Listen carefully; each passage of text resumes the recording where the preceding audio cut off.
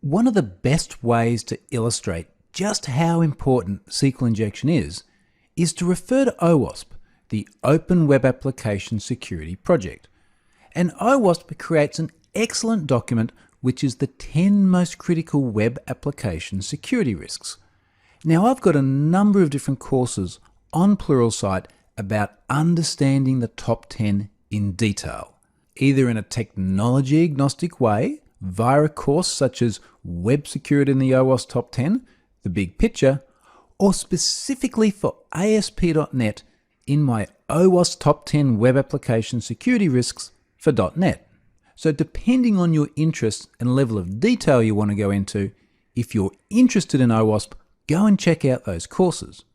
The reason that I want to show it here is because of where SQL injection fits into that top 10. So I'm going to jump down a few pages in this top 10 web application security risks document all the way down to the list of those top 10. And injection is right up the top.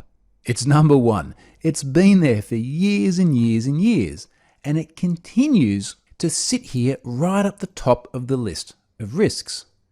Now, one thing you'll notice here as well is it's not called SQL injection in OWASP document. It's just called injection.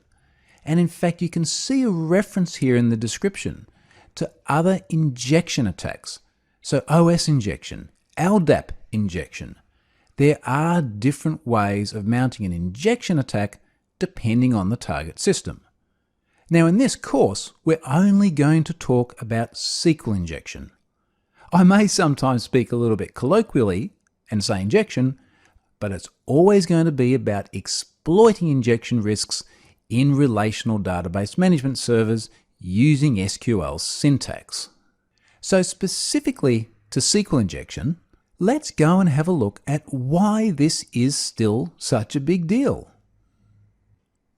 Why does it matter?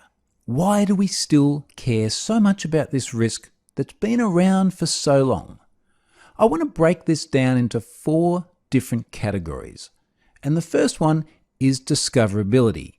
And the thing about injection risks is that they are really, really easy to find. You can easily find injection risks very often by just typing a single character in a URL. You can also very easily find SQL injection risks just via a Google search. That's all it takes. Carefully craft a query to look for a typical vulnerable URL, and it doesn't take very long at all to find lots of sites at risk of injection. So discoverability, easy. Prevalence is the next problem, and it is very, very common. And that goes to the point of just how easy it is to find via a Google search as well. The other thing that supports that prevalence is just how many headlines you see of systems that have been compromised by exploiting a SQL injection risk. And we'll see some of those headlines at the end of this module as well. So SQL injection is everywhere. The next problem is around exploitability.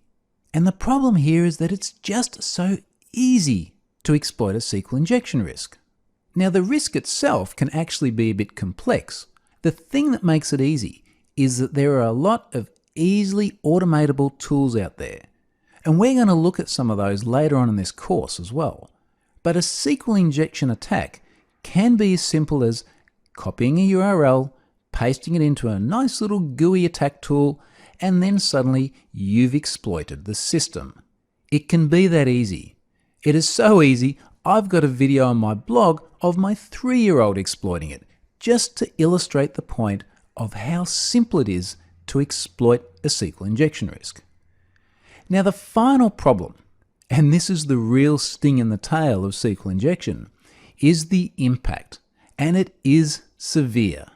So when we talk about impact of an injection attack, we're talking about the potential compromise of all the internal data of a system, and we can classify that impact in several different ways. We'll have a look at that in a little bit more detail later on in this module. Suffice to say, a SQL injection attack can leave a system in a real mess. So with that context set, let's move on and start taking a look at how an attack is actually mounted. the actual mechanics of attack. So let's go and check that out right now.